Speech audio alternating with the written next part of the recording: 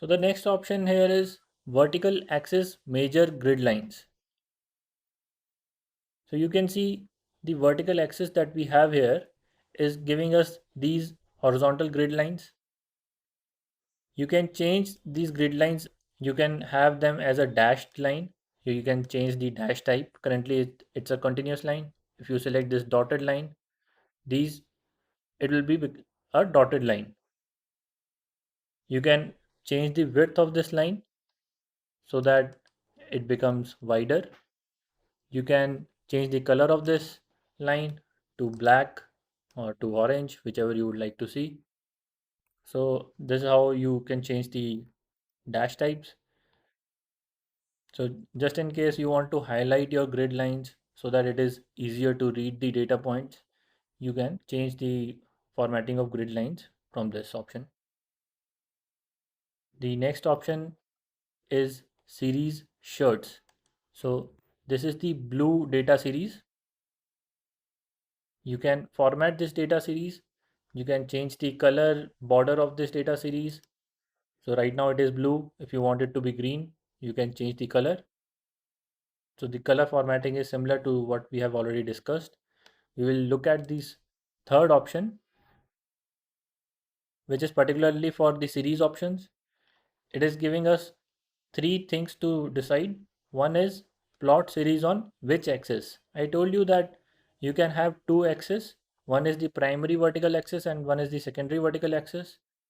The left side of the graph is usually the primary axis. Since both the data series are using the left side of the graph to show the values, it is primary axis. But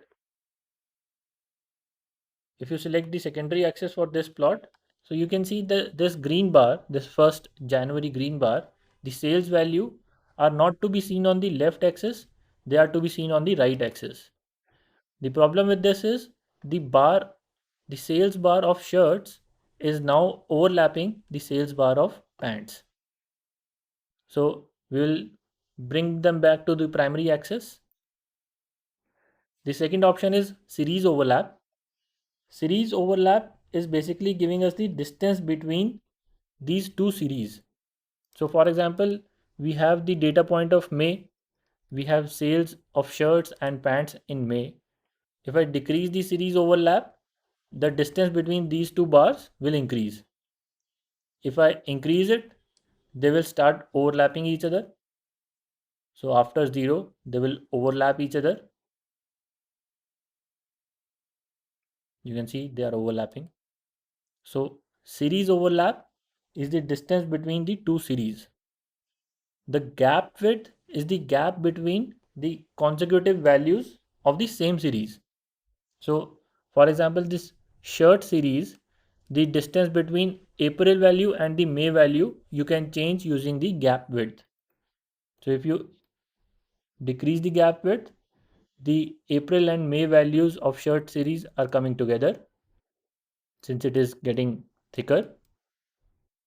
And if you increase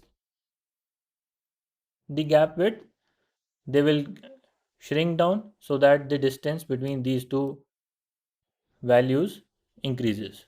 So basically use series overlap to increase the distance between two series data points, different series data points, and use gap width to increase or decrease the distance between consecutive data points of the same series, or in a way change the width of the data series. Lastly, as I told you, you can add or remove elements of the chart by ticking or unticking the options here.